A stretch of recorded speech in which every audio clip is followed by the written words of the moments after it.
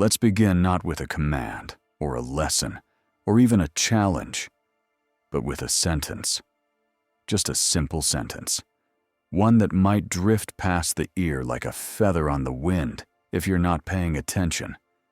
It's not loud. It doesn't shout for attention. But for those willing to pause, to really sit with it, it contains something enduring. Do not complain about the rain if you aren't going to open your umbrella.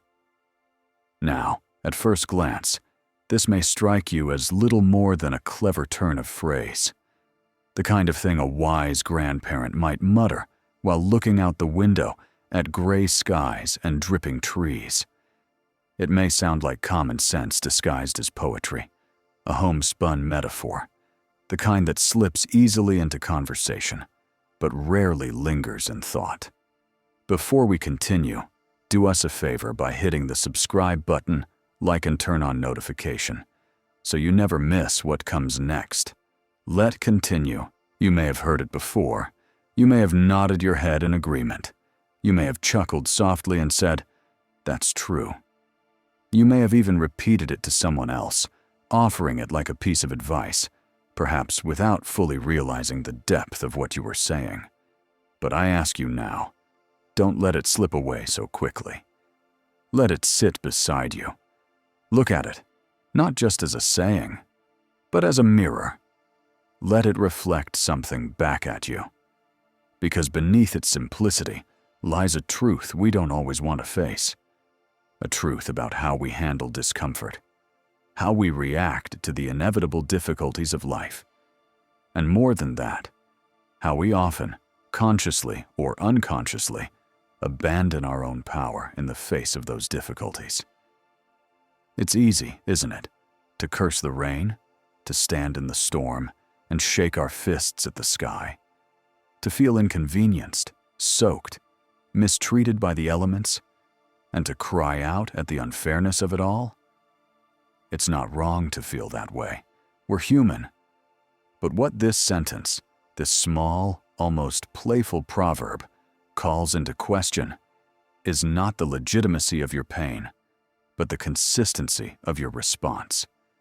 Because if you aren't going to open your umbrella, if you aren't going to take the one small, obvious action available to shield yourself, then what, exactly, are you doing in the rain?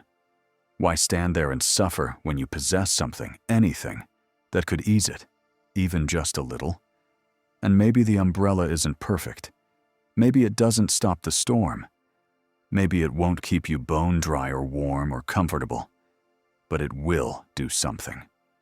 It will remind you that you are not helpless, that you have a role to play in your own well-being, that while you may not be able to control the weather, you are still responsible for how you walk through it. So, again, I return to the sentence, not because it is catchy, but because it is true. Do not complain about the rain if you aren't going to open your umbrella. And if you truly let it in, if you let those words settle into your bones, then what follows is not just a shift in thought, but a shift in how you live. Section 1. The rain as life's challenges. Let's take a moment to talk about the rain. Not the literal rain, though even that has its own lessons, but the symbolic rain. The kind that doesn't fall from the sky, but still soaks us to the bone. The rain we feel in our hearts, in our homes, in the quiet corners of our minds. That kind of rain.